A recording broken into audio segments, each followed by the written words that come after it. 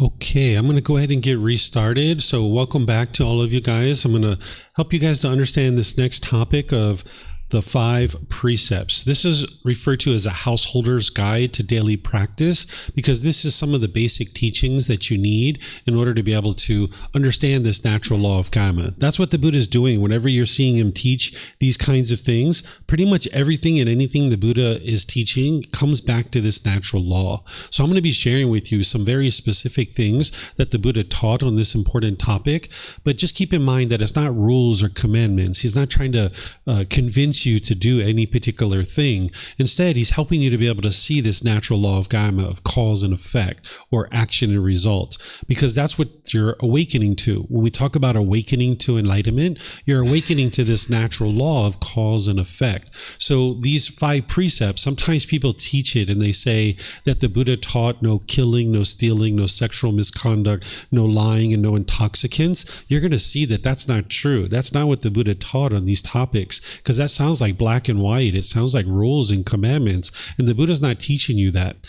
In fact, these 5 precepts are actually helping you eliminate craving, anger, and ignorance. So I'm going to show you what these 5 precepts are, helping you to see that through his own words, and then I'm going to relate it to day-to-day activities and day-to-day decisions that you make on a daily basis, because you can then see how the teachings of the Buddha from 2,500 years ago are just as applicable today as they were back then. You can actually apply his teachings to what it is that you're doing on a day-to-day basis today. And then I'm going to help you see how these precepts are actually helping you eliminate craving, anger, and ignorance. Because as long as you're making decisions through craving, anger, and ignorance, it's going to produce unwholesome results for you.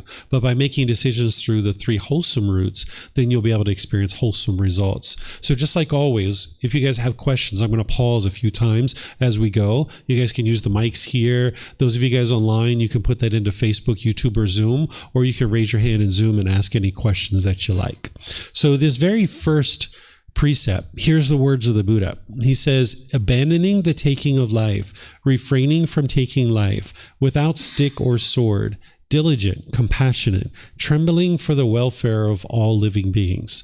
So whenever you're studying the words of the Buddha, the teachings of the Buddha, if there's anything that you don't understand, it's important that you investigate that you examine it. You're never believing any of the teachings. You're looking to cultivate wisdom. And when you see a teaching, if there's something you don't understand, you need to dive into it, roll up your sleeves, sink your teeth into it. And also, it's important that you don't just assume that you know what he's talking about. So if you ran across this teaching, obviously he's talking about something related to living beings, about not doing these things with living beings. Well, don't just assume that you know what a living being is, right? You need to cultivate wisdom of what is a living being so you can determine what is a living being and what isn't a living being. Is a clam a living being? Is a mosquito a living being? Is a dog a living being, right? You need to be able to know this. So there's a teaching that the Buddha gives that helps you to be able to know what is a living being. His teaching that he shares with you is something called the 5 aggregates, or we might think about it as the 5 criteria or the 5 elements. Okay, so you know that you are a living being. So I'm going to share with you what the 5 aggregates are, or the 5 criteria that makes a living being a living being. And then you don't believe that either, right? You can reflect on it because you know you're a living being. You'll see you have all 5 of these things. This is a definition that is held up for 2,500 years that describes what is a living being. The Buddha teaches that a living being is going to have physical form. Right? The physical form. They're going to have physical form. Then a living being is going to have feelings. A living being is going to have perceptions. Then they're going to have what's called volitional formations and a consciousness. So let me walk you through this. The physical form, of course, is the physical body. You have bones and skin and muscle tissue. That's physical form. Feelings are the pleasant feelings, painful feelings, neither painful nor pleasant. Anger, sadness, frustration, happiness, excitement, loneliness, boredom. You know you have all these types of feelings. So that's what a living being is going to have. They're going to have feelings. Then the third criteria is perceptions. What perceptions are views and opinions. Like they look out at the world with certain views and opinions about the world. And you know you have those. You have views and opinions about the world. Then the fourth criteria is that a living being is going to have volitional formations. What this is choices and decisions, that they're going to have free will, that you can make your own choices and decisions. And then there's the consciousness or the mind.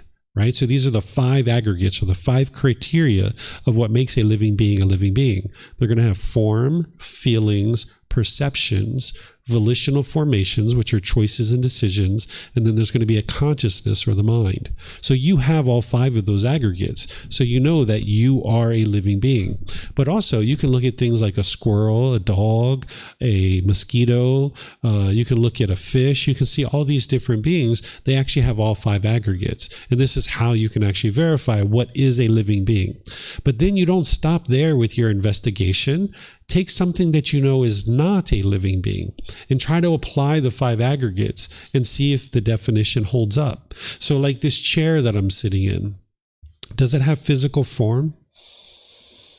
Yes, it does, right? Does it have feelings? No, doesn't have feelings, right? Does it have perceptions? Does it have views and opinions about the world? No, doesn't have that. Does it have volitional formations? Does it make choices and decisions? Can it choose to pick itself up, carry itself down the road, and put itself down? Doesn't have those, right? And does it have a consciousness or a mind? Nope, doesn't have that, right? So now you understand how to determine what is a living being.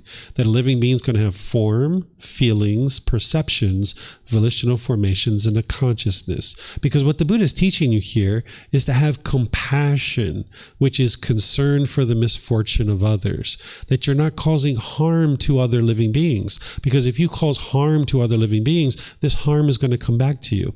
If you went out into the world and you're trying to kill another living being, there's a certain amount of craving in the mind, the longing, yearning. There's a certain amount of hatred and anger and ill will in the mind.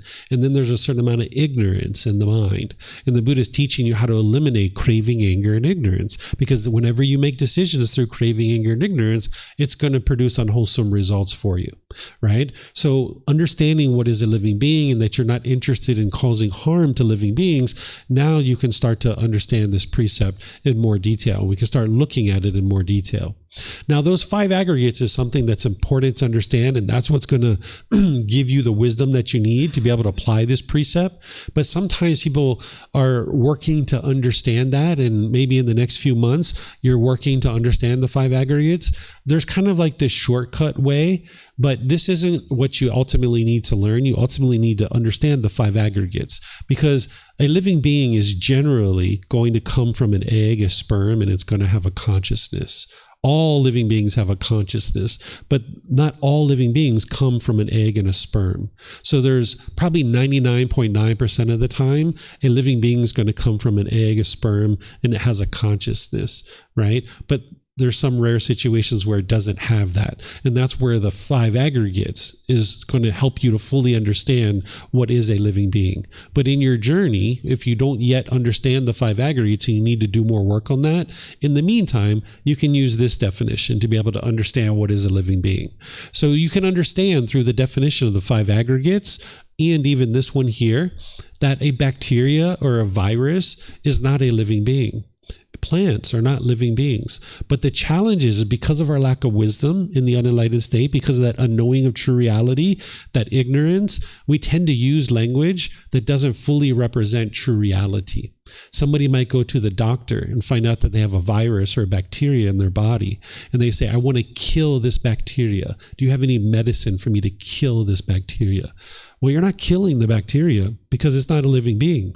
You can't kill a non-living being. Like, I can't kill this chair. It's just not possible. So that bacteria, that virus, it's not a living being. You're not actually killing the virus. You're not killing the bacteria. What you're doing is you're eliminating it out of the body. Right? You can see this through the 5 aggregates that it's not a living being. Because if you kill a living being, based on the natural law of Kamma, you're going to experience unwholesome results. But when you eliminate a bacteria out of the body, you experience wholesome results. This body gets healthy, right? So you can see that a bacteria or a virus is not a living being through the 5 aggregates, but you can also see it through the natural law of Kamma, that if you eliminate this bacteria out of the body, you actually experience wholesome results in that situation. If it was a living being and you killed it, you would experience unwholesome results. The same thing is true about a plant, like a tree or something like this. We're not actually killing the tree, but people will say that because they think about plants as being alive. In reality, what we're doing is we're harvesting the plant. We're not killing the cauliflower. We're not killing the broccoli. We're actually harvesting it, right? We're not killing the apples. We're actually harvesting it. But the mind in the unenlightened state will say, oh, don't kill that plant, or don't kill that tree, or I'm going to go kill this tree. You're not killing it because it's not a living being. And again, you can see this through the natural law of Kamma. That when we harvest a broccoli, we experience wholesome results. We don't experience any unwholesome results. So you need to be able to see that the language that we use in the unenlightened state because of our lack of wisdom is oftentimes not representing true reality. So once you start understanding how to determine what is a living being and what isn't a living being, then you're interested in not causing harm to any living beings. And there's certain intentional killings like euthanasia of a human or an animal, termination of a pregnancy, suicide, assisted suicide, capital punishment, war, government-sponsored killings, murder. These are all intentional killings, but whether you choose to do that or not, it's a choice for you to make, right? I'm actually going to show you how some of these situations, it could actually be wise to do some of these things, but it can also be unwise. But at the end of the day, it's your choice. I'm not here to tell you what you should or shouldn't be doing in your life. You're an adult. Those are decisions for you to make. What I'm here to do is help you to be able to see the natural law of Kamma, and then you make the decisions that's wise or unwise for yourself, right? So I'm going to share with you some of these things, and we're going to use some of these as examples, and I'm going to show you how this precept is not black and white. The Buddha didn't teach black and white. He's teaching you how to make wise decisions and moving to a higher consciousness, taking in all the variables of a given situation and deciding what would be wise or unwise in any given situation. What he's teaching you here is to live compassionately for the welfare of all living beings. He's not teaching you to preserve all life at all cost. Sometimes that's what people see when they're reading this, but you shouldn't try to interpret the words of the Buddha. You need to be able to see what it is that he's teaching you, because a fully perfectly enlightened Buddha, they're going to teach their teachings very clear, very concise, and very precise. You don't need to interpret what it is that they're saying. So you don't need to insert any meaning that's not there. So he's not saying preserve all life at all costs. He's saying live compassionately for the welfare of all living beings, meaning you have concern for the misfortune of others. Okay, so now let's take some of these examples here, and I'm going to show you how to apply this in various examples so you can see this in your own life. And then ultimately, I'm going to open up to questions and let you guys ask me questions. So let's take this one of termination of a pregnancy. Sometimes people think of this as a political discussion. I don't think of it that way because it has nothing to do with politics. This is a medical technology that we have available to us, and in some situations it can be helpful, and in other situations it could potentially be harmful. But the choice of whether someone uses this technology or not is a choice for that person to make. It's not up to me to tell people what they should or shouldn't be doing. In fact, if somebody came to me and asked me if they should get an abortion or not, to terminate their pregnancy, I wouldn't say yes or no. That's a decision for them to make. I would say, if you terminate your pregnancy, here's what you'll experience. If you don't terminate your pregnancy, here's what you'll experience. And then it's up to them to decide, right? So I'm going to show you how this could actually be used beneficially, but it could also be used for harm too. Let's just say I was a woman, which clearly I'm not. I don't have a womb in this body. But if I did, and there was a fetus growing in the womb, and the doctor said to me, hey, this fetus that's growing in your womb, it's never going to live a viable life outside the womb, and it's threatening your life. You could actually die at any moment as long as you leave this fetus growing inside your womb, right? A doctor might come to you and say that, right? Well, if I'm going to live compassionately for the welfare of all living beings, one of the first beings you need to live compassionately for is this being who you are? If you don't have compassion for this being, then how could you have compassion for others? So if I allow this fetus to continue to grow inside the womb, I wouldn't be living compassionately for the welfare of all living beings, because now this being can die at any moment. So in that situation, I might use this technology to eliminate the pregnancy, terminate the pregnancy. And that would produce wholesome results for me, because I'm not terminating the pregnancy based in craving, anger, and ignorance. I'm actually using wisdom here. I'm practicing compassion for the welfare of all living beings. But now let's just say that I'm having sex with people regularly, lots of different partners, having lots of different sexual partners, and I'm regularly getting pregnant, and I'm regularly using termination of pregnancy for birth control. Maybe 5, 6, 8 times I'm terminating pregnancies. Now this is going to actually cause harm to this physical body, because if you have that procedure that many times, it's actually going to start weighing on your own health. It's going to cause difficulties to your own body. So in this situation, the mind is operating through craving, anger, and ignorance. And now I'm going to experience unwholesome results. So again, whether someone chooses to do this is a choice for them to make, but you can see the difference here, that it's not black and white. It's not always do it this way or never do it that way. You've got to look at the variables and decide for yourself what is wise or unwise in any given situation. Let's take some other examples here. Let's take like war. Okay, so a government, a human laws could tell you, hey, go over there and kill those people on that land. And if you kill those people, we're completely fine with that. But if you come back here to our land and you try to kill these people, we're going to arrest you for murder. Right? This is the human laws, and the human laws are imperfect, right? Because they're created by human beings, right?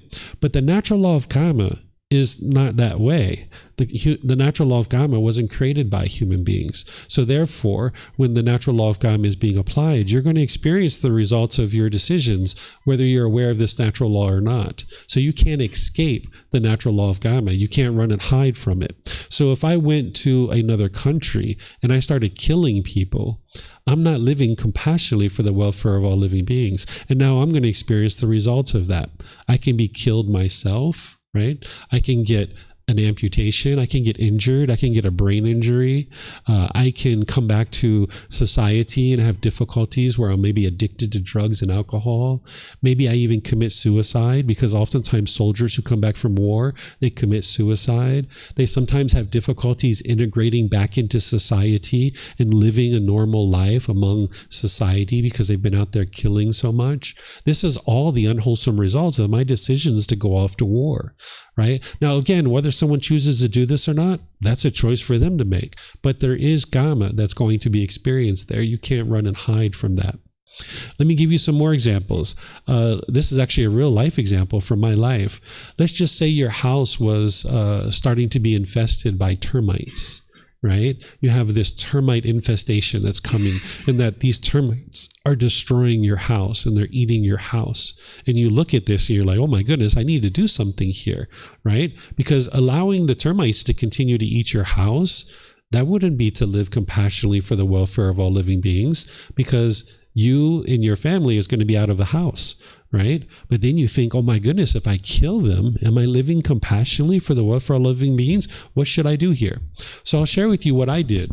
What we did is we got online and we researched and we tried to figure out, is there a way to get rid of termites without killing them? And we tried to look to see if there was some way to accomplish this. This is the compassion. This is the concern for the misfortune of others. And then when I did this research, nope, there's no way to do that. So now my wife ended up calling a company to come, and they put some things around, and they ended up eating this, and they ended up taking it back to their nest, and they ended up dying, right? So these beings, they were causing harm to other living beings, and now harm came to them.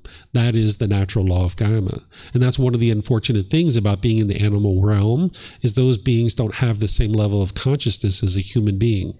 Human beings, we have a level of consciousness that if we ate wood, we would go out into the forest and we would eat those trees, because we know that we're not causing any harm to anybody.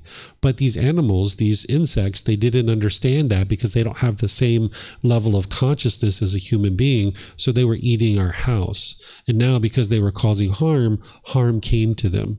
But our compassion was that we were trying to figure out a way to get rid of them without killing them. But there was just no way to do that. So we needed to live compassionately for the welfare of all living beings, which starts with ourselves.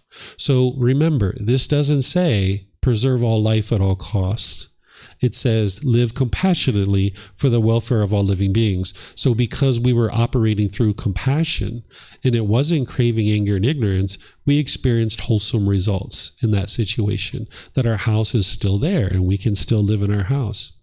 Here's another example. It actually goes along with defense and protection, right? Let's just say somebody was breaking into your house at 3 a.m. in the morning. You were in your room, sleeping, sound asleep, having all kinds of wonderful dreams, and all of a sudden you hear the glass shatter, and there's somebody coming into your house at 3 a.m. in the morning.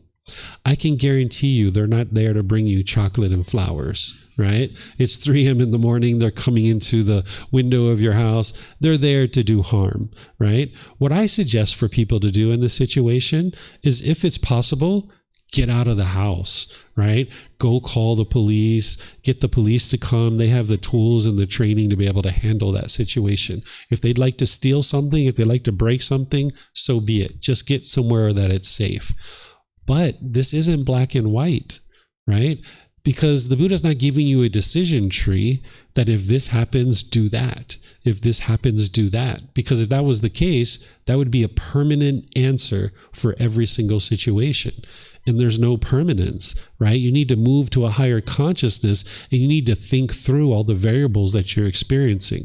Because you might look out your window and there's a massive gang of people. There might be 20 people out there that's waiting for you to come out of the house. It might not be wise to go out of the house. That would be my first recommendation, is to get out of the house. But depending on the variables, you might not be able to get out of the house. Maybe there's a fire outside and you can't get outside your house, right? So maybe you're backed up against the corner, and maybe this person is coming at you with a knife or a gun or a big piece of wood or something like that.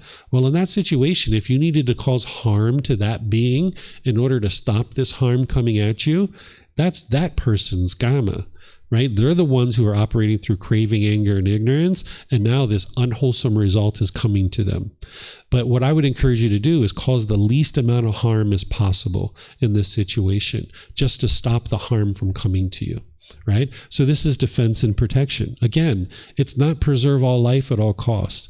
Even if you had to kill that person who came into your house at 3 a.m. in the morning, you're not going to experience unwholesome results. You're going to experience wholesome results, that this being is now safe, right? So this is the harm that would be coming to that human being based on their unwise choices. You're not going out into the world actively wanting to kill somebody, because that's what's going to produce harm for you.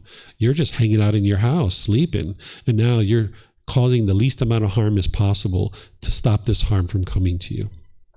Sometimes people ask me about a DNR. I'm not sure if you guys know what that is. Some countries have this, some countries don't. It's called a do not resuscitate order. What it is it's a legal document that you can sign that leaves instructions with your living relatives that says, if this body dies, don't use medical technology to bring me back to life.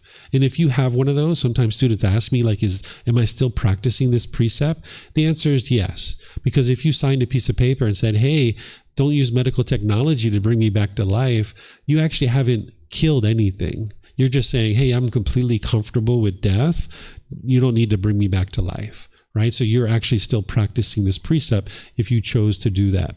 We already talked about defense and protection. We can talk about consuming animal products. Sometimes people ask me about this. What I would encourage students to do is to be able to consider moving to a plant-based food supply. Because as long as you're eating animal flesh, it's causing harm to that animal, and it's going to cause harm to your physical body. We've done enough research now that we can see when you're eating meat, it actually causes more sickness and illness in the body, and it also causes difficulties in the mind too, because there's certain substances that are in the animal products, in the animal flesh, things like drugs and hormones and toxins and antibiotics and things like this, that if you're eating the animal flesh, it's actually affecting the health of the physical body, but it's affecting your mind too.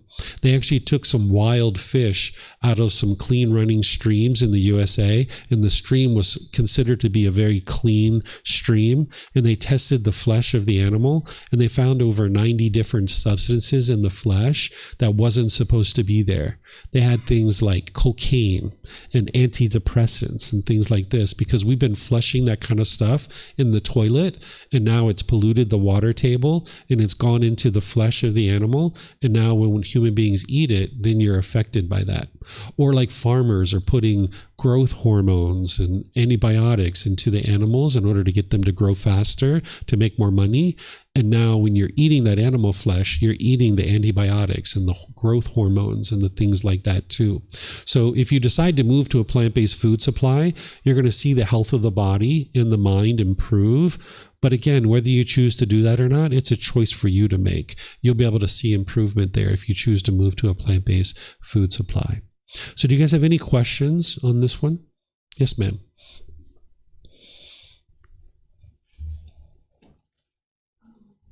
Question is about euthanasia of a human or animal, because you haven't mentioned that specific case. Mm-hmm. So let's say somebody is diagnosed with terminal illness. They are just in extreme pain. Maybe they are bedbound. Basically, their quality of life is non-existent. Why is it wrong or classified as a harm for the person? Because when I do that, for me, it is a wholesome result, isn't it? Because my suffering ends. Therefore, even the family might not be in pain of seeing me in pain. Is it one of those edge cases? Okay, so let me help you with a few things before I answer your question. First, I don't ever say that something's wrong or bad or good. That's not what I'm teaching. I'm just helping you to be able to see the natural law of Kamma. In these things listed here, I'm not saying that they're good or bad or right or wrong. I'm just saying these are all intentional killings, right? So I gave you an example of how terminating a pregnancy can actually be used in a beneficial way, and it can also be used in an unbeneficial way, right? Euthanasia is not that, though. Euthanasia, whenever you're killing and you're choosing to kill yourself, there's an underlying craving there that's in the mind.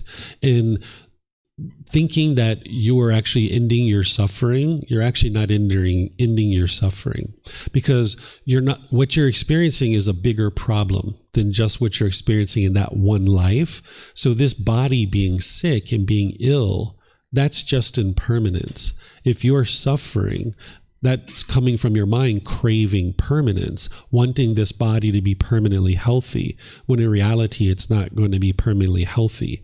And also, you're not ending your family's suffering, because if they're suffering because of your illness, it's actually their craving that's causing that painful feelings in the mind.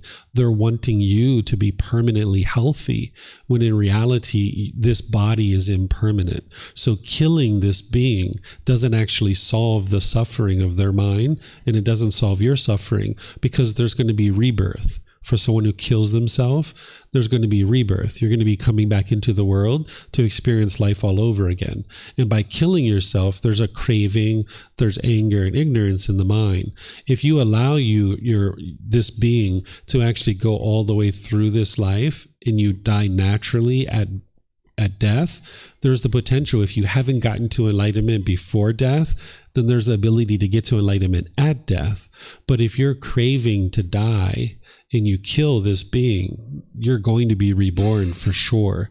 So you would like to be able to live out this life as much as possible, because there's the potential to get to enlightenment at death. But if you don't get to enlightenment at death, living out this life is all the way to natural death, then when this being dies, you've extinguished as much unwholesome Kamma as possible, so that then your next rebirth will be in an improved existence. Whether it's in the human realm or what have you, you'll experience an improved existence. But by killing yourself, you're actually not solving the overall problem, which is you're stuck in the cycle of rebirth and continuing to experience rebirth over and over and over again, and continue to experience birth, aging, sickness, and death, birth, aging, sickness, and death, birth, aging, sickness, and death. And you haven't solved that by killing yourself and having euthanasia.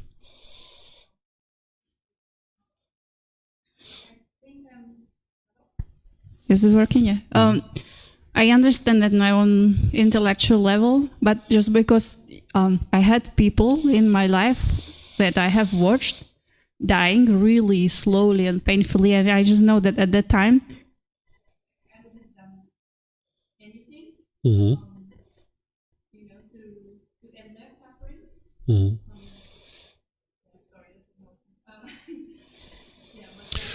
The suffering that they were experiencing and the suffering that you were experiencing is coming from your craving, desire, attachment. It's not coming from the fact that the body is sick. So that's where you need to be able to look at it to see that by killing this being, you're actually not solving the problem because you haven't eliminated your craving. So it's going to take you time to look at it and really consider it. This is a common topic that people have challenges to be able to see, and you need to be able to see the overall problem of the cycle of rebirth, and that's what you really need to be able to solve. Mm-hmm. Yeah, you're welcome. Joe, I saw you got a mic. Did you have a question?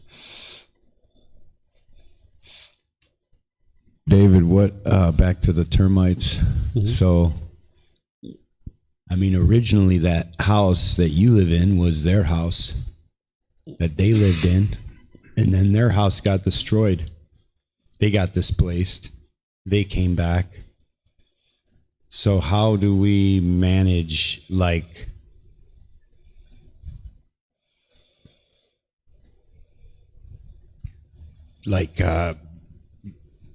taking something that's not ours to build a house?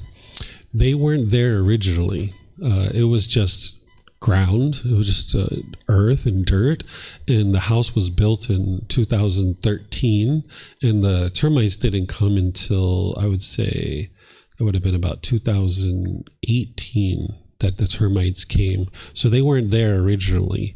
There were probably ants and other things like that, worms and stuff like that, but this land is there for us human beings and for animals, and we're willing to share the land. In fact, we even talk about this, that we oftentimes have geckos in our house, right? And they're running around, and me and my wife, we talk about this. We're like, we're more than willing to share the house with the geckos, but it'd be really nice if they didn't poop everywhere, right? They poop everywhere, but you can't change that, right? So we just let them be. We don't try to kill the geckos because they're not causing us any harm. They're pooping, but we just clean it up.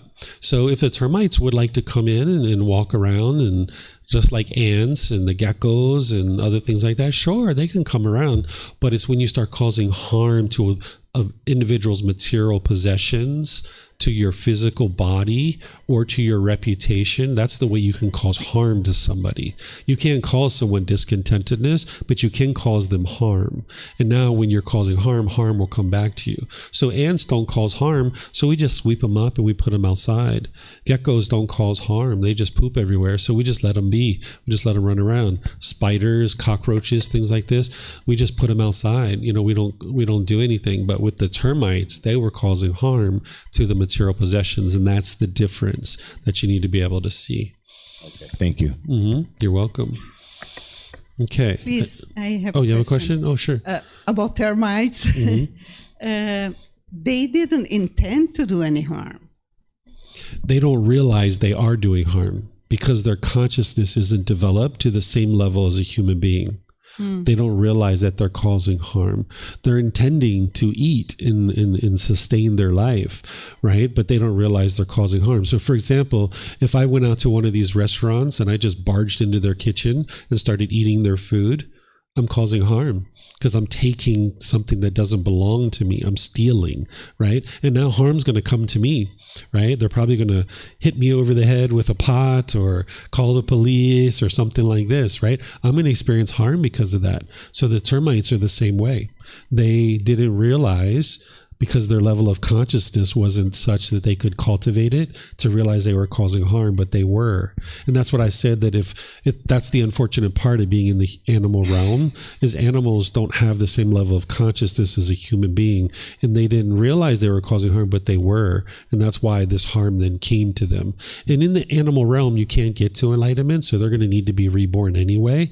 But eventually they'll make their way up to the human realm, and that's where they'll have the opportunity to cultivate their consciousness to improve it so they can then get to enlightenment. But in that animal realm, they experience a lot of rebirths because their consciousness has challenges to be cultivated. But if you cause harm as a living being, that harm is going to come to you, even as a termite or a dog or a squirrel or any living being. If you're causing harm, harm's going to come to you. And that's what happened in that situation. So it doesn't matter the level of your consciousness. It matters about the decisions that you're making. So that's why, as humans, we have the ability to cultivate our consciousness, but in the past, in the animal realm, we didn't have that ability. But even in the human realm, our consciousness in the unenlightened state, we might call it a lower consciousness. And now that individual is making unwise decisions, and they're experiencing constant harms because of their lack of wisdom. But when you cultivate wisdom as a human being, you can move to this higher consciousness and now experience completely different results in your day-to-day life. Mm-hmm. And our life is the result of our decisions. Yes. I'll just repeat that because your mic's not on. Our life is the result of our decisions. Yes. It's working? Mm-hmm. What about a little child or a newborn baby that suffers hunger or abuse? Which decision did they make? Sure. So the decisions that the results that we experience early in life, this is coming from the results of our previous life. So it's Kamma. Yeah, I'm going to talk about this tomorrow when we talk about the natural law of Kamma, this is what's called old Kamma. Decisions we made in our previous life, because in this life they haven't really made any decisions yet. So you'll understand it more tomorrow when we talk about the natural law of Kamma, because you need to learn about old Kamma and new Kamma and wholesome Kamma and unwholesome Kamma. Mm-hmm. Yep. Yes, ma'am.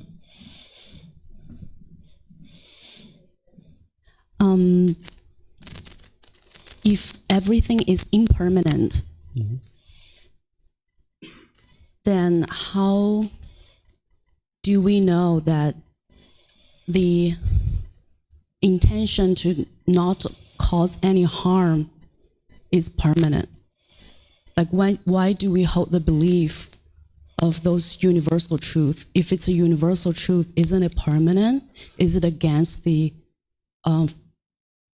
what we said before, is everything is impermanent?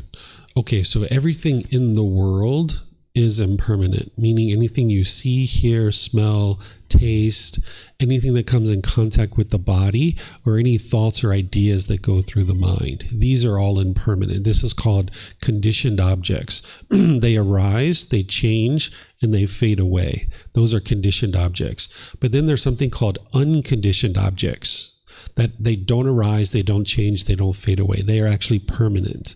So the enlightened mental state is permanent. In the natural laws that the Buddha described, those are permanent too. That's why his teachings are just as applicable today as they were 2,500 years ago, because he describes these natural laws and they don't change.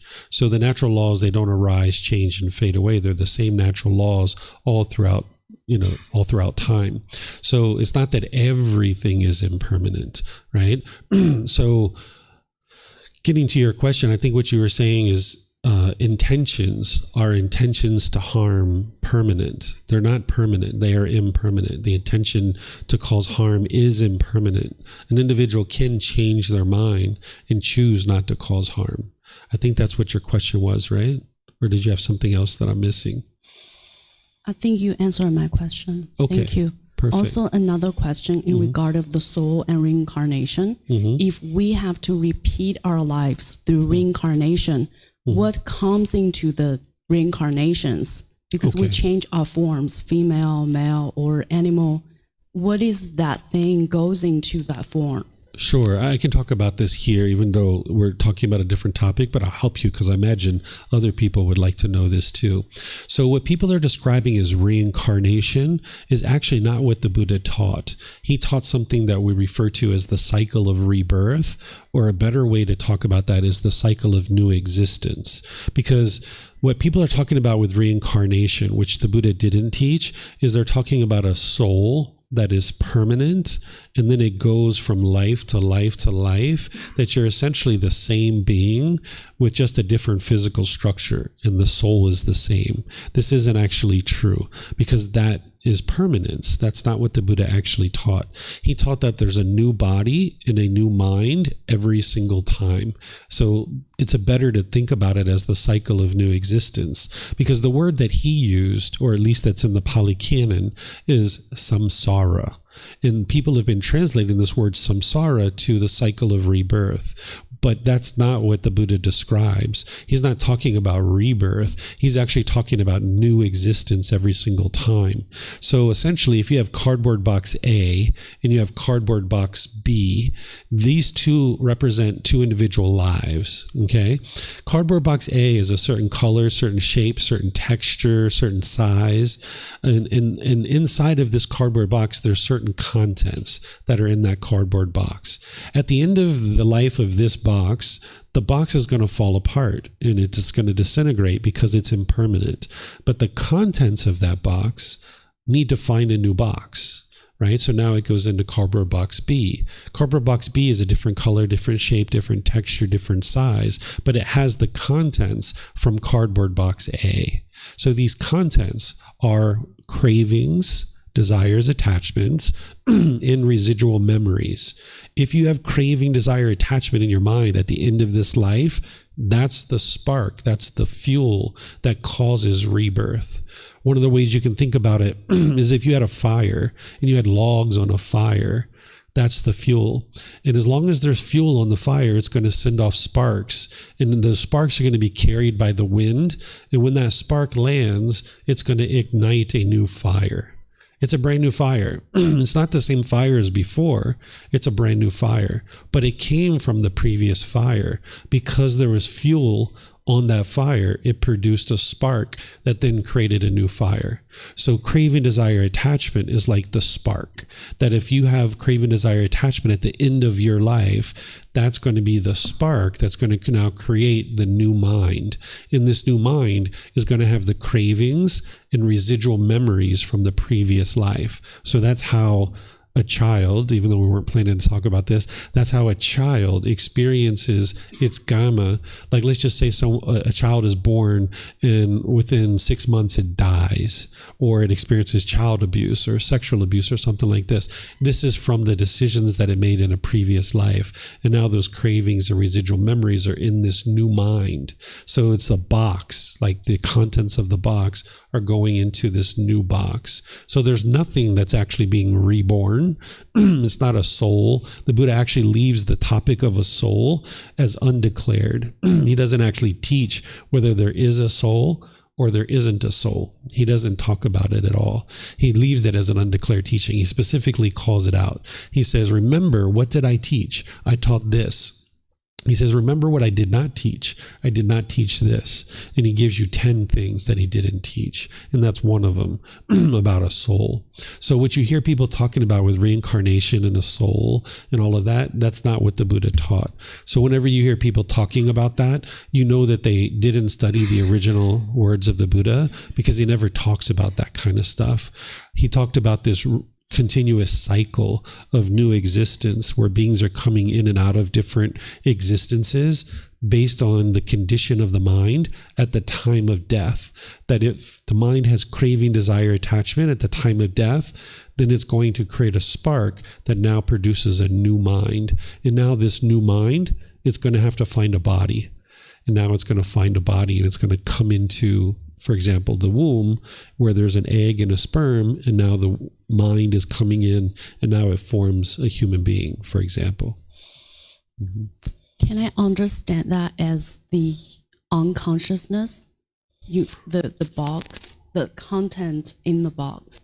The box itself. Unconsciousness, and then through going into different forms, it become enlightened.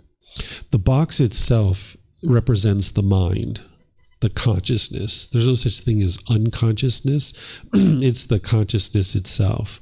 That's the mind. That's the box. The contents in the box is what's inside the mind, the cravings, the anger, the ignorance, all these pollutions, certain memories, certain ideas. That's the contents that's inside the box. And what you're doing is you're cleaning out your box so that by the end of this life, you have an empty box. Right? And then when you have an empty box, we call it emptiness. When the box is empty, now the mind's completely peaceful and joyful. It's been purified. The mind's been purified. But as long as you have all these pollutions inside the mind, there's contents in the box. But when you get all that pollution out of the box, now the box is empty. That's where the peace and joy is. But of course, you're going to have ideas, you're going to have thoughts, you're going to have different things like that. But your mind is completely peaceful and joyful because it's been purified. The mind is now unconditioned. But in the unenlightened state, you have a conditional mind. That's why you have feelings that arise, change, and fade away, because there's conditions in the mind that are causing it to have feelings that arise, change, and fade away. But by the time you get to enlightenment, your box is empty. You've purified the mind of all those pollutants, and now there's nothing in there that's causing things like anger, sadness, and frustration. The mind is now unconditioned, and that's why it's a permanent mental state, because the mind isn't experiencing the arising, changing, and fading away, because the mind is now unconditioned. It's no longer conditioned. Thank you. Mm-hmm. You're welcome. Okay. Let's move to the next one. The next one is, hear the words of the Buddha. Abandoning the taking of what is not given, living purely, accepting what is given, awaiting what is given without stealing. Okay? So the Buddha is giving you a lot of different things here. The first one, of course, he's teaching not to steal.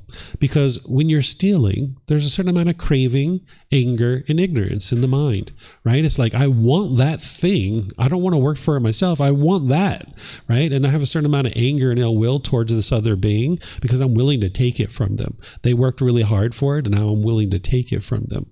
And now there's ignorance. You don't realize you're causing harm to that person, right? So it's going to produce unwholesome results for you. So the Buddha teaches you not to steal from other people, because it's going to produce unwholesome results. You can get beat up, you can get murdered. These are all things that are going to happen to you, right? And then it's important to also understand this as that it would be unwise to assume something can be used or taken.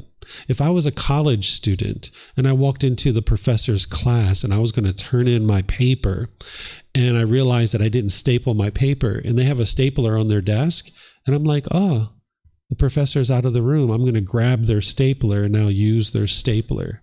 I'm assuming that I can use this thing. But now the professor walks in and sees me using their stapler. Hey, what are you doing? That's my stapler, right? Oh, wow, right? Now I'm having difficulties, right? Because this professor, they're having craving, anger, and ignorance, right? They're holding on to their stapler, but they don't know that they're causing their own anger, and they're attributing that anger to me. They think I'm the one who's causing their anger, and now they might fail me on that paper, or they might fail me in the whole class. They're so angry, right? This was from my unwise decisions to just assume that I could use the stapler, because what I could have done is I could have asked them, hey, do you mind if I use their stapler? And they're either going to say yes or no. And if they say yes, wonderful, I use their stapler. And if they say no, then okay, no worries. I'll go find one somewhere else, right? And go find a stapler somewhere else, no big deal. But if you just assume that something could be used, this is going to produce unwholesome results for you.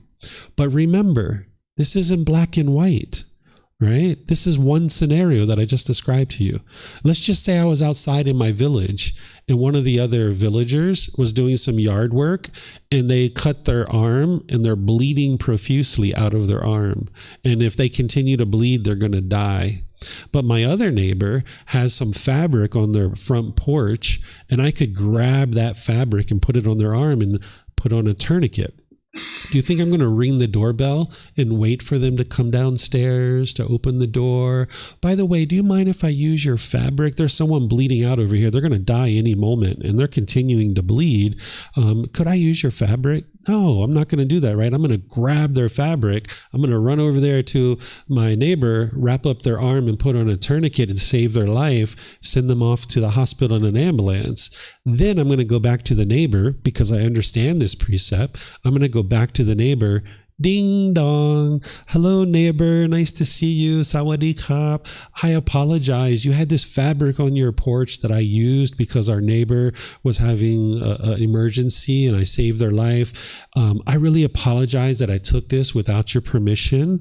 I would like to maybe make amends here. Can you tell me where you bought it from so I can go get you a new one? Or can I just give you the money for it and maybe you can use that for something else or you can purchase it yourself? Just let me know what works best for you because I would like to fix this and make sure that I get you compensated for this, right? So it's not black and white, right? You need to be able to move to your higher consciousness and think through what's the best decision here. So in general, it's unwise to assume that something can be used or taken, but there's some rare situations where you might just take something and do it, but then knowing this precept, you're going to go back and resolve that.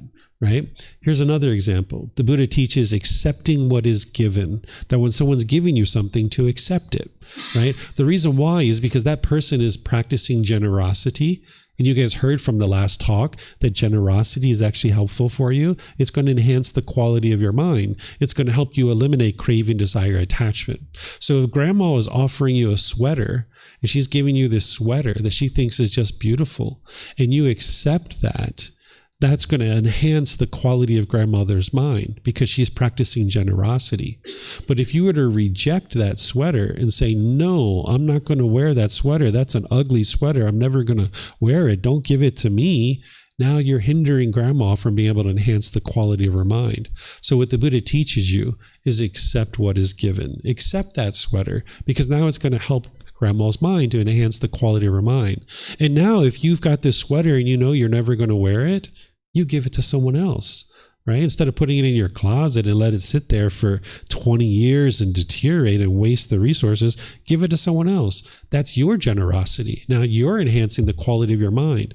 And maybe this sweater goes through like 10 different hands and eventually somebody finds the sweater 10 people later and it's like, that's the most beautiful sweater I've ever seen.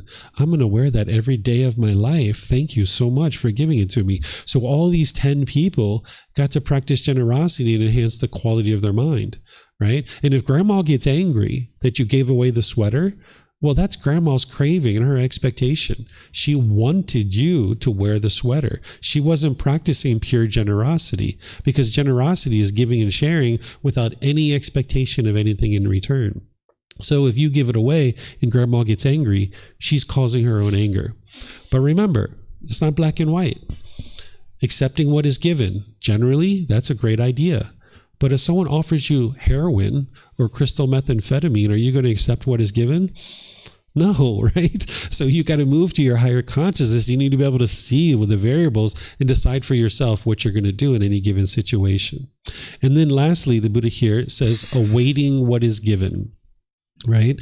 What this is like, say you have a life partner who's going on a business trip and you know that they're going on a business trip. If you were to load them up with a bunch of things and you're like, hey, get me this and get me that and get me this and get me that. Now you're putting expectations on this person and now they're running around town trying to find you what you want. And if they come back with what you want, you're happy. And if they don't get you what you want, you're angry or frustrated. This is unwise. It's going to strain your relationships. The Buddha teaches you just await what is given. Right? Don't put expectations on people to give you something. Just let them give it to you. If they would like to give it to you, they give it to you. And if they don't give it to you, then fine, they don't give it to you, right? So in general, you should just await what is given, right? But then there's going to be rare situations here too, where I've had students come here before and they say, hey, David, I'm going to the USA. Is there anything that you would like me to bring you? Right? At this point, they're practicing generosity. they're offering something to get me from the USA, right? And in that situation, you might say, oh yeah, could you get me this or get me that, right? But because now they're practicing generosity, but you're awaiting what is given, right? You're not just going around telling everyone, hey, get me this and get me that and get me this and get me that, right? So this is the second precept. Any questions on this one? Yeah. Hello? Yes. So this is about accepting what is given. I think I asked like a little similar questions a few days ago, but because I left your example, how you resolve things with your mother, and I want to ask, what is the best way of coming out of situation where somebody gives you something and then they are upset, like this grandma, for example, that you don't wear a sweater. How would I handle it?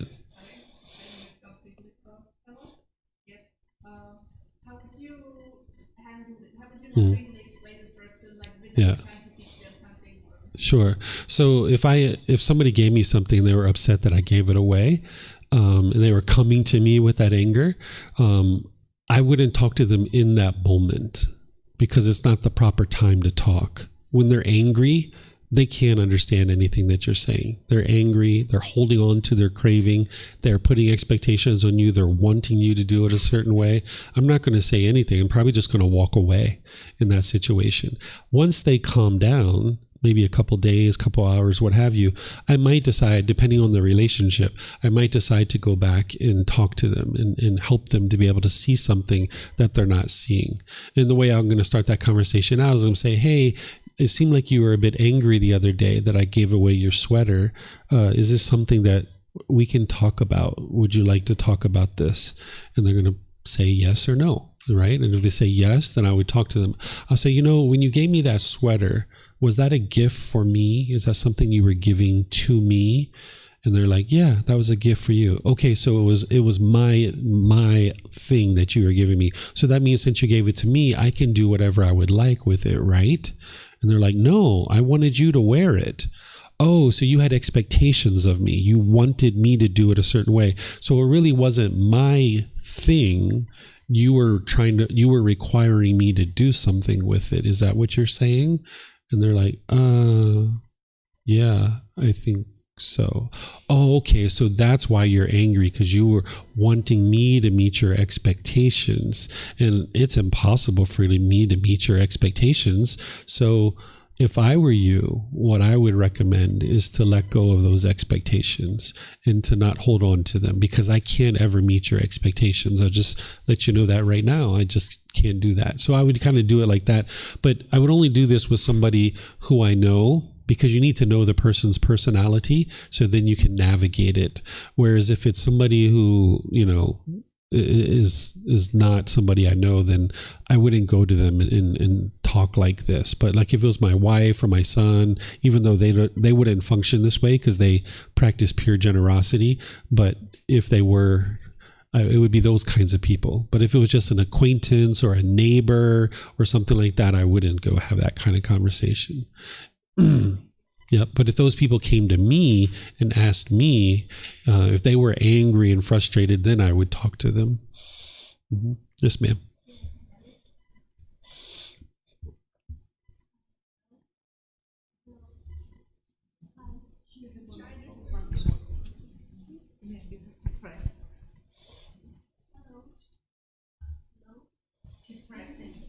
Okay. Hello, David. Can I still ask a question about Kamma principle? So do you think this principle conflict with some religion? For example, according to Bible, a Christian can be purified or justified by faith. So do you think Christian is, entitled to escape this Kamma to some extent?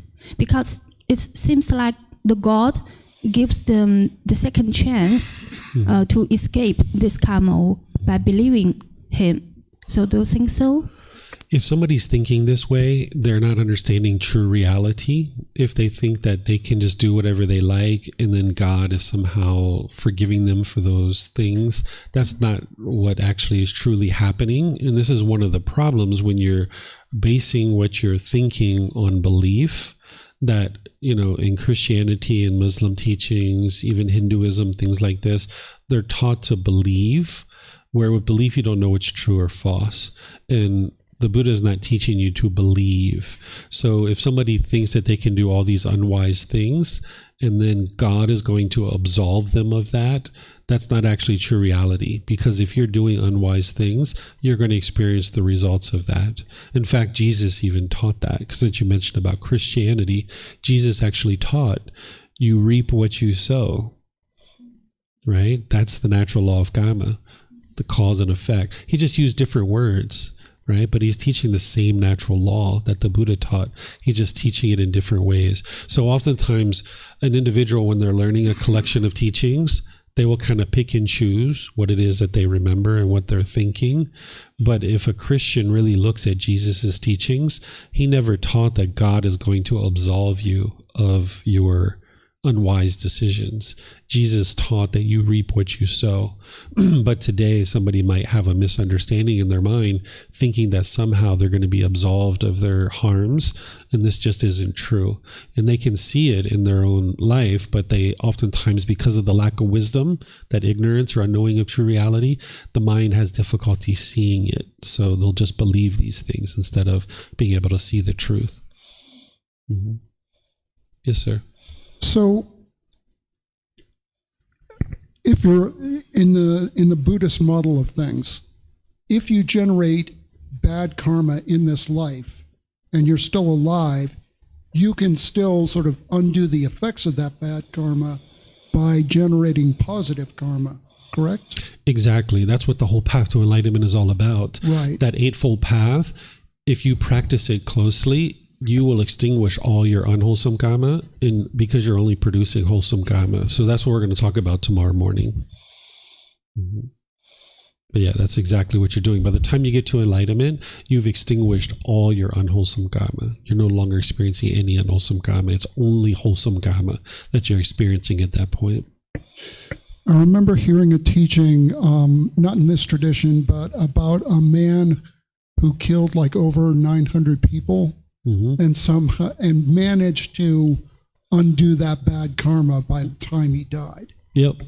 That was during the lifetime of the Buddha. There was an individual who killed 999 people, and he got to enlightenment by the end of his life. So that's an example I use for people, because sometimes people are like, oh, I've done so many harmful things in my past, I can't get to enlightenment in this life. And I was like, well, have you killed 999 people?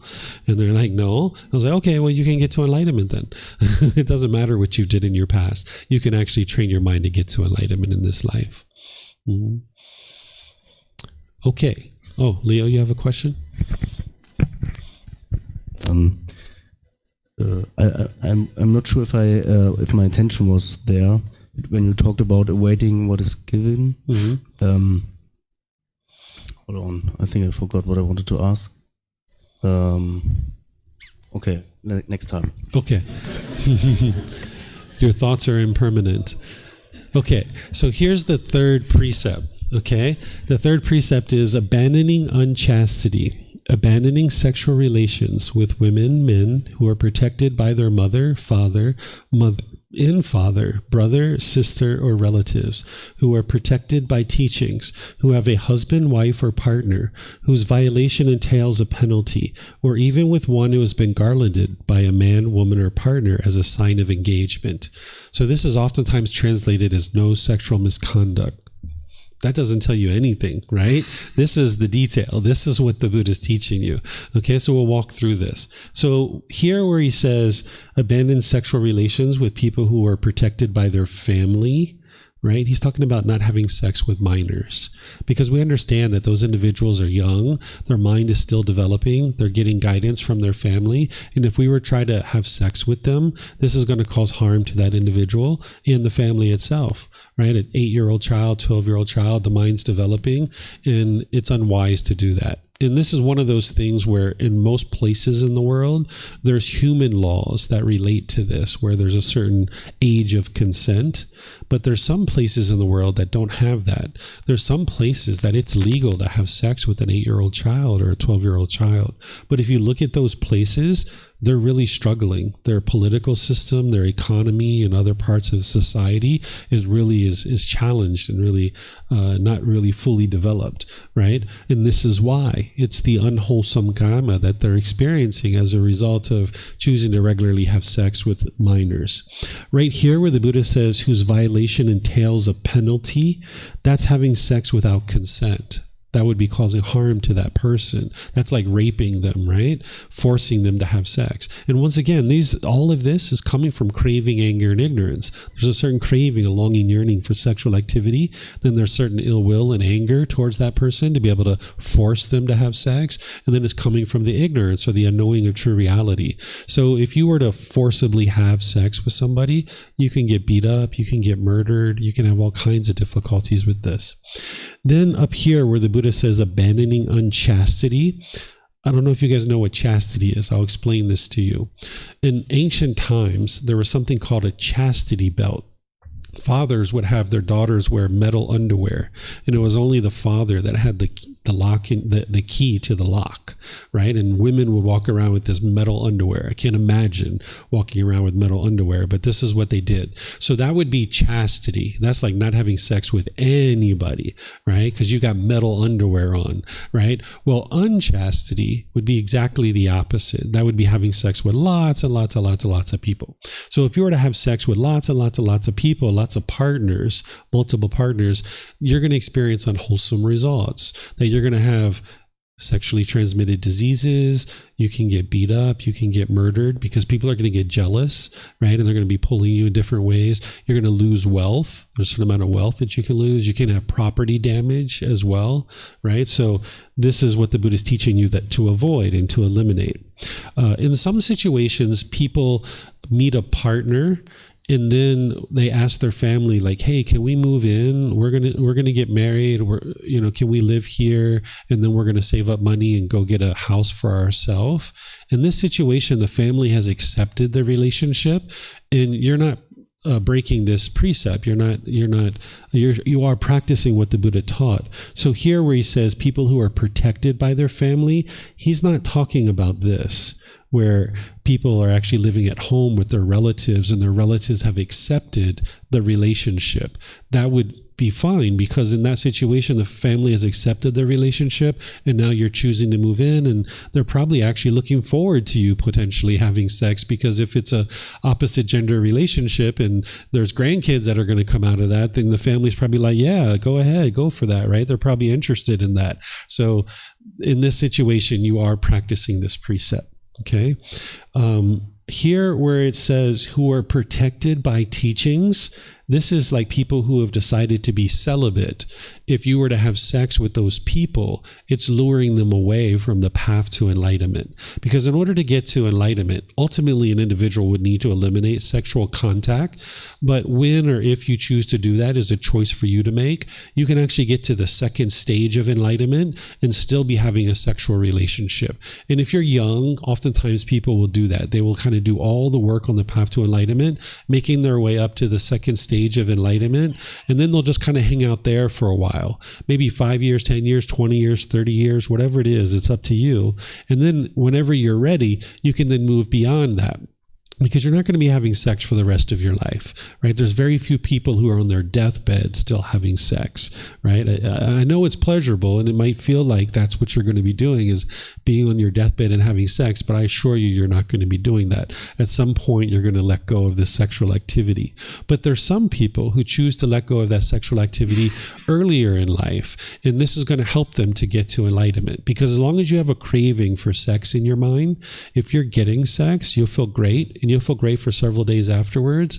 But then when you're not getting sex, you'll have painful feelings in the mind. You'll feel quite miserable. You'll be agitated and frustrated. And if you have been sexual with people, you know that. You've seen where you're in relationships and you're having sex, you feel great, but when you're not having sex, it can be a real struggle for the mind. So there's some people who have decided to let go of sexual activity and they're celibate. And that's what the Buddha's talking about by being protected by their teachings. If you were to lure that person away, it's causing harm to that person, because getting to enlightenment is the very best thing that could ever happen for that person and for all the people around them. Because when that person learns how to get to enlightenment, then they can share the wisdom with all the people around them. So if you were to try to lure that person away, it's causing harm to them and all the people around them. So that's why the Buddha teaches you not to do that. So if you're interested in having sex, you would have sex with somebody who's interested in having sex, right? So in Thailand, they make this easy for you, that people who wear orange robes and shave their hair, they're not having sex, so you know not to have sex with them. Also in Thailand, people who wear white and they typically shave their head, they wear white every day, they're not having sex either. So I wear white and I don't have sex any longer, but that's not why I wear white. I'm not trying to advertise to people that I no longer have sex, but there are people who wear white and shave their hair, and you know that, okay, they're not having sex any longer. And then you just choose to have a relationship with someone who's not doing that, and that'll help you to practice that part of the precept. Then here where it says sex who are with people who are committed in relationships, or sex outside of any relationship that you're committed to, that would be like going outside of your relationship or luring somebody out of their relationship, right? This is unchastity. And in this situation, once again, you can get sexually transmitted diseases, having sex with lots of people. You can get beat up, you can get murdered, people can get jealous, you can have a loss of wealth, a loss of material possessions, and things of this nature. Then down here, I apologize once again, I still haven't adjusted the projector, is that it talks about having sex with people who are human trafficked, right? This is like someone who's being forced to have sex against their will, and there's usually a payment involved. If you were to go into that kind of environment, you can definitely get murdered, you can get beat up, you can get robbed, you can get sexually transmitted diseases, you can get arrested. These are all things that are happening because of the harm that is being caused here. Then there are some situations where there's paid sexual services, where people are willingly providing sexual services, but you're paying for it. This is also unchastity, where you're going into an environment where people are choosing to do that. Once again, you can get beat up, you can get murdered, you can have a loss of wealth, you can get robbed, you can get sexually transmitted diseases. These are all the unwholesome results of our unwise decision. Notice here, it doesn't say anything about same-sex partners or same-gender partners. The reason why is because there's no harm. The Buddha was aware of same-gender partners, same-gender relationships, because he talks about it in his teachings, but he doesn't teach anything. He just observes that it's happening, right? Because ever since the beginning of time, people have had sex with the opposite gender, but they've also been having sex with the same gender too, because of impermanence. That's how we know that. There's never been a time where everybody had sex with the opposite gender. So the Buddha never teaches that same-gender relationships are harmful, because there's no harm. If there's two loyal, loving, consenting adults choosing to have sex with each other, they're not actually causing harm to anybody. So it could be a male and a female choosing to have sex. They're not causing harm to anyone. Two loyal, loving, consenting adults having sex. They're male and female. But you could have a male and a female choosing to have sex. They're two loyal, loving, consenting adults choosing to have sex. They're not causing harm to anybody. So that's why he never included it here. So if you're someone who has same-gender relationships, or you know someone who does, they're not causing harm to anybody. It's completely normal. That's why the Buddha never taught that it would be harmful. And this is where you can see how enlightened this person really was, how wise they really were. 2,500 years ago, this individual already understood that. We have people today who don't understand that. Right? This is how wise this individual truly was, right? Like even 50 years ago, if somebody would just say the things that I just said, maybe someone would start throwing tomatoes at them or something like that, right? But here this individual was 2,500 years ago. He already understood same-gender relationships don't cause harm. So that's where you can see how wise this individual truly was, the Buddha. Okay? We can actually understand transgender relationships or transgender individuals, through the teachings of the Buddha as well. Just like we can understand that same gender relationships are normal because it's of impermanence, transgender individuals, this is also normal too. If you understand that the body is one thing and the mind is something completely different, the idea that this body and mind is going to come together and everybody's going to identify as the same gender as the physical body, this is not going to happen because of the universal truth of impermanence. If everybody's mind identified with the same sexual organs as the body, that would be permanence. But we understand the universal truth of impermanence. So some people, when their mind comes into the body, their mind identifies with the same sexual organs as the body. But for some people, their mind comes into the body and they don't identify the same way as the sexual organs of the body, and that's impermanence. We can understand that. And that's the natural laws. We can also understand this through the cycle of rebirth too. If you understand that we've all been different beings at different times, and now there's this new mind that's coming into this new body. Well, if someone was like a female, and now that mind, as it's now creating, as we were talking about, ends up in a male body, the mind is still identifying as a female, but it's in a physical body of a male, has male sexual organs. And the same thing can happen for the opposite too. There could be male, and now that mind ends up in a physical body of a female, but the mind is still identifying as a male. Right? So transgender individuals are completely normal, and we can understand it through the universal truth of impermanence and the cycle of rebirth. So if you're an individual who identifies with a different gender other than the sexual organs of the body, this is completely normal. It's understandable through the natural laws. Sometimes people ask me about masturbation, because some people are taught, never masturbate. It's all wrong. It's going to, cause this problem or that problem. Well, masturbation can actually be used in a beneficial way, but it can also be used harmfully too. It just depends on how you use it. So if an individual is listening to this talk and they hear me talk about unchastity and having sex with lots of different people, and maybe they have 5 boyfriends or 5 or 10 girlfriends, right? Or boyfriends or girlfriends. And they're like, you know what? Wow, the Buddha's really wise. I should just have one. This is really unwise for me to have so much sex with so many people. And now they try to come down to just one partner. Well, maybe they have a really high sexual drive and they use some masturbation to help them to knock down their sexual cravings. This is beneficial. This is helping them. Or let's just say somebody has such a strong craving in their mind, they want to go out and rape somebody, but they use masturbation instead. Hey, that was really beneficial for them, right? They didn't go out and rape this person. They were knocking down their sexual craving and using masturbation instead, right? But masturbation can also be used in a harmful way too. Let's just say somebody was masturbating excessively, maybe 10, 15, 20 times a day, right? And now this is causing their sensual desire in their mind to increase, right? So it really comes down to, are you trying to decrease your sensual desire or are you trying to increase it, right? So one of the things you can understand about the human mind is it's kind of like a dam. If you've ever been to a dam where there's like a multi-million-dollar structure and it's holding back the water, sometimes the water builds up on the dam really high and it's putting a lot of pressure on the dam. And what they do in order to protect this multi-million-dollar structure is they open up the dam and they let the water come out. And then it kind of goes down and it reduces the pressure on the dam, and then they close the dam again. And this protects the dam, the multi-million-dollar structure. So your mind is the same way. As you're going through life, you might notice that as you're trying to get rid of your sexual contact, that the pressure is building up in the mind where you really want to have sex. And now what you can do to release that is use some masturbation. This is going to release the pressure out of your mind.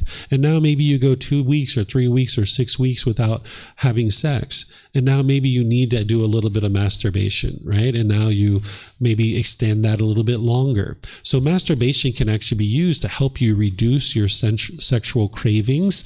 And this is actually beneficial for you. But it can also be used to increase them as well. So you need to pay attention to that. Okay. sex with animals is one of the few things that is actually black and white in the teachings of the Buddha. It's very clear that an animal can't give you consent to have sex with it. And I imagine if people did this, that they would get injured, they could get diseases, they can have all kinds of unwholesome results as part of choosing to have sex with an animal. Then down here, this last one, it says pornography.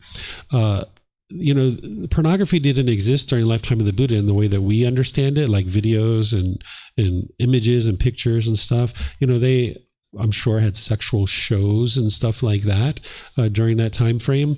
With pornography, what the mind's doing is it's really craving intimacy. And instead of going towards an actual partner, the mind will sometimes go towards pornography, like videos and images and stuff like this. And sometimes you go so deep into that your mind is kind of living in this fantasy world, and it's really hard to come out of that. And even when you come out of that, sexual relationships with a physical person don't seem as satisfying anymore, because it never can quite live up to this fantasy world that you were in at one point.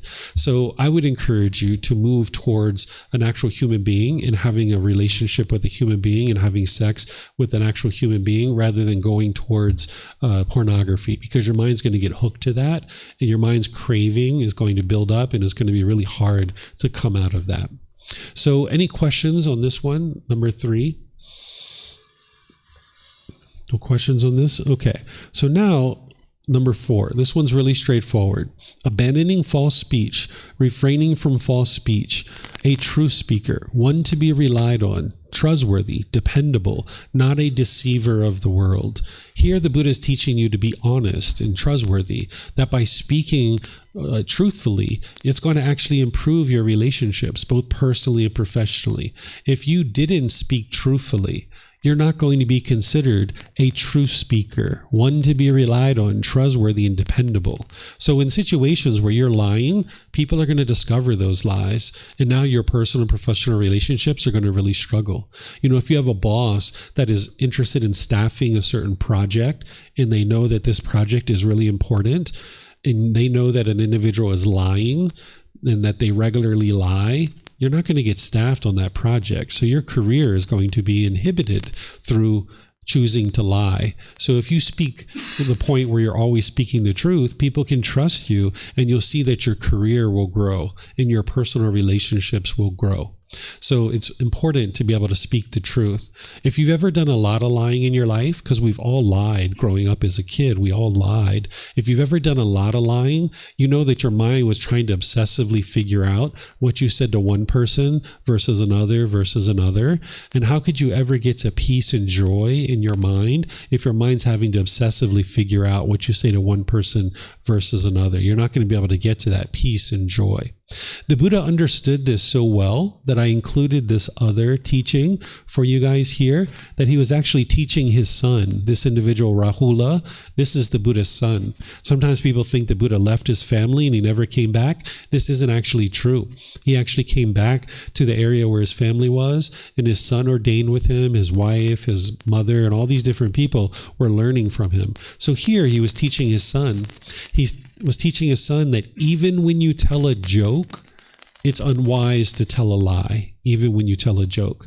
Now, you guys might not see a Buddha as someone who tells jokes, because typically when you see the Buddha's statues and these pictures and stuff, he's in these very solemn, serious positions. But an individual who's enlightened, an actual Buddha, they tell jokes, they have fun. Enlightened beings are having fun all the time, right? And unenlightened beings, they can only have fun when they're getting what they want.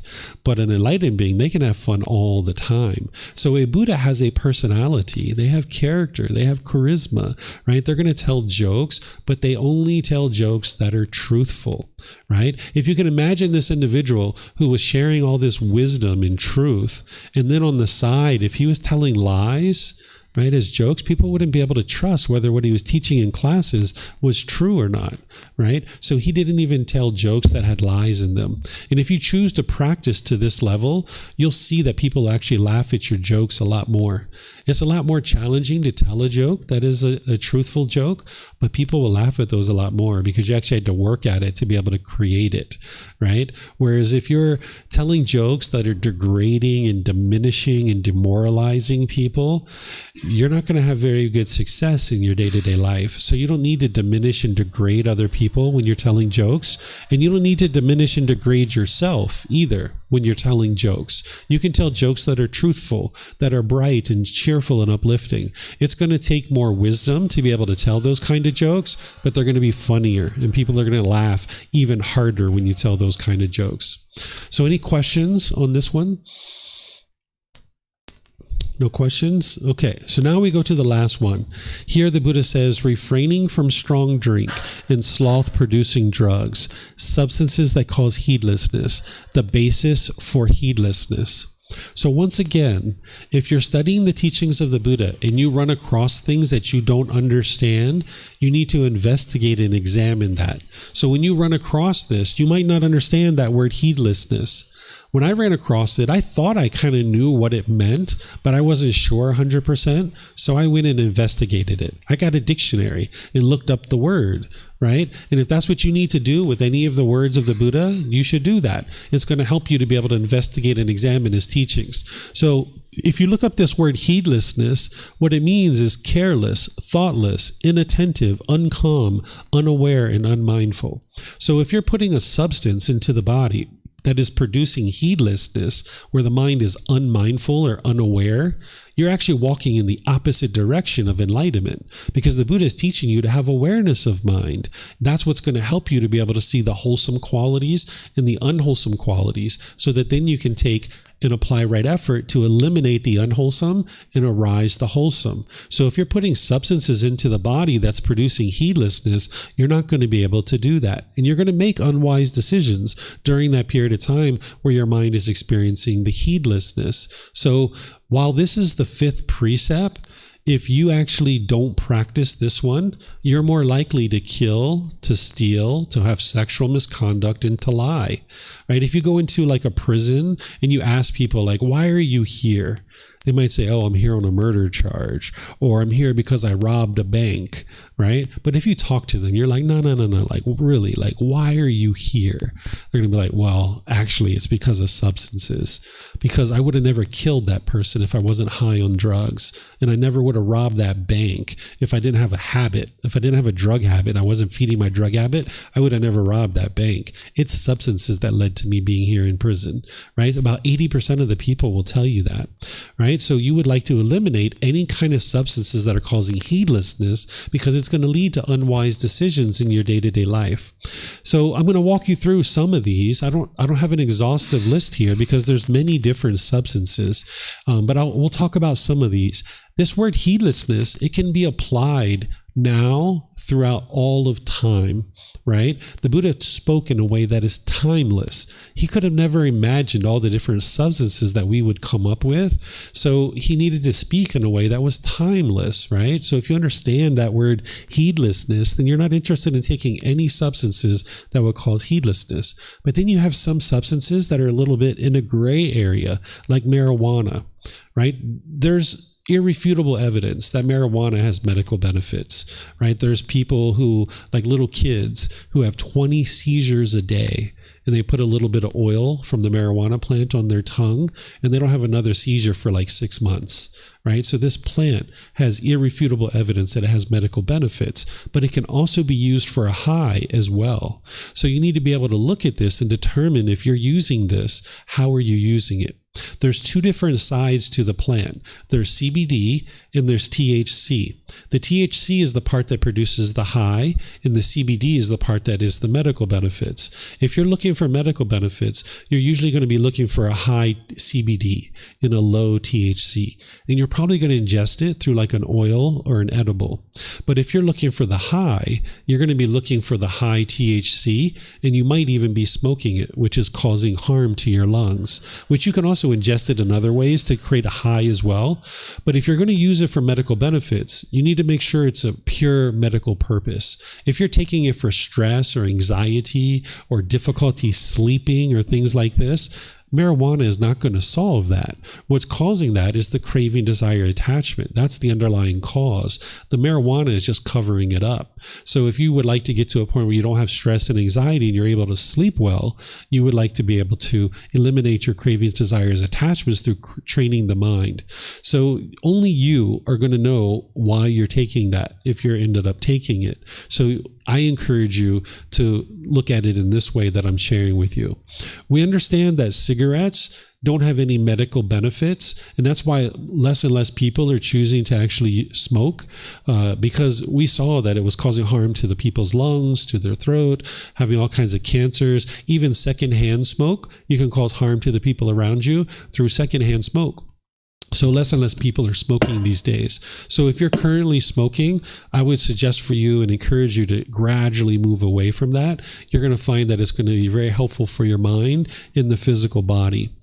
Then it's helpful to look at prescription medications too, because there's some prescription medications that can actually be addictive. So if a doctor is prescribing you a medicine, it would be wise to investigate that and examine it before you actually take it. You know, we live in the information age where we have information at our fingertips. So if a doctor prescribed you a medicine, you can actually look it up right there. And then if you notice that it's addictive, you could actually talk to the doctor and consult with the doctor and see if there's some other option that you could use. Because you might talk to the doctor and they have a different prescription and they can give you something else that isn't so addictive. But in some situations, you might get the response from the doctor is that there is no other medicine. This is the only medicine that they can prescribe you.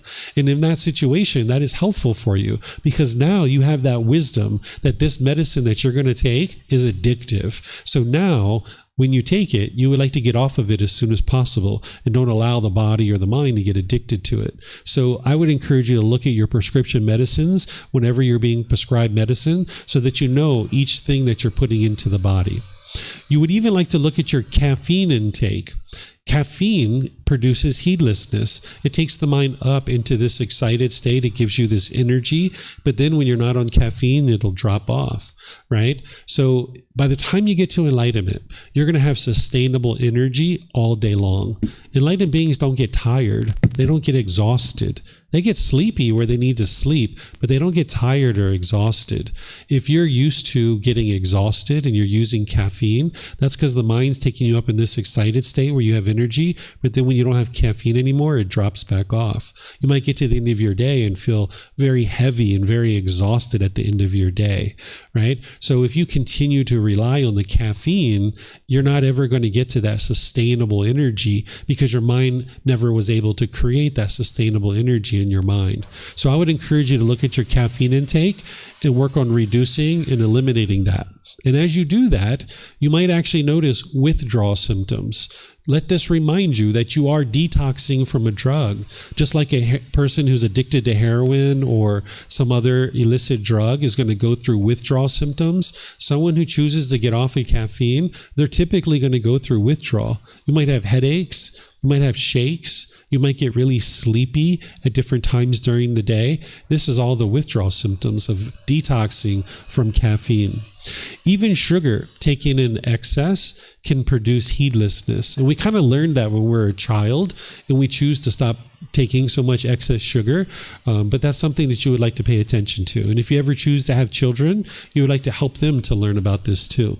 And then the last one that you're not seeing here is psychedelic substances. Psychedelic substances are not helping you to get to enlightenment. Sometimes people are taught that psychedelic substances are going to help you to get to enlightenment. What psychedelic substances do is they do promote this introspection where you kind of look inward and you kind of look at the mind in ways that you didn't even know was possible. But that introspection that you have when you're on that psychedelic substance, that's something that you only have when you're on the psychedelic substance. You're actually going to need this long term. In order to get to enlightenment, you're going to need to be introspective all throughout your day, right? You're not going to be able to be in a conversation with your mom, having this really challenging conversation and be like, you know what, Mom? I need to go take a hit of LSD. I need to get some magic mushrooms here because I really need to think about what you're telling me. Hey, give me a few hours. I'm going to be back and talk with you later, right? You're not going to be able to do that, right? Your boss is asking you some questions. You can't be like, hey, boss, I need to go take these magic mushrooms. I'm really sorry. I can't talk right now. I need to go get some of this psychedelic stuff in the body, right? You're not going to be able to do that. You're going to need introspection all day long. So if you're relying on a psychedelic substance, you're not actually allowing the mind to build that introspection, that inward looking eye, to be able to develop that and have it sustainable all day long. So I would encourage you to not go forward with any kind of psychedelic substances because people are actually telling you that this is going to help you get to enlightenment. Here, take these psychedelic substances. It's actually hindering you from getting to enlightenment. It's kind of like if you were doing window shopping and there was this really beautiful handbag inside the store and you could see it from outside on the sidewalk and you could see that handbag in through the window, but you can't ever go in and touch it and feel it and actually possess it because you're chained down to the sidewalk outside. So if you would like to go in and touch the purse and feel the purse, feel the handbag and actually purchase it, you're going to need to get free of that chain, right? So you'll never actually be able to develop the enlightened mind as long as you're chained down by psychedelic substances. An enlightened being doesn't use psychedelic substances, right? So if you hear people tell you that psychedelic substances are going to help you get to enlightenment, this isn't actually true because it's not allowing you to cultivate that introspection that you can have that all day long. Okay? So any questions on this one? No questions here? Okay, let me see what we have here. I don't see anything online either. Okay, so what I'm going to do here is just stop for lunch because it's a good time to go to lunch. It's about 20 minutes after 12. We're going to get back together at 2 o'clock where I'm going to teach you guys walking meditation. This is a great meditation if you have an overactive mind, if you have a lot of energy, that the last thing you're thinking about is sitting down and meditating. You can't be still. This is a great meditation for you. So I'm going to start teaching that at 2 o'clock. So if you guys would like to enjoy some lunch and come back, that'd be wonderful. Now pick things up at 2 o'clock. So thank you all for your interest to learn. Thank you for your questions. And perhaps I'll see you guys at 2 o'clock. Okay? Sawadee krap. Sawadee krap.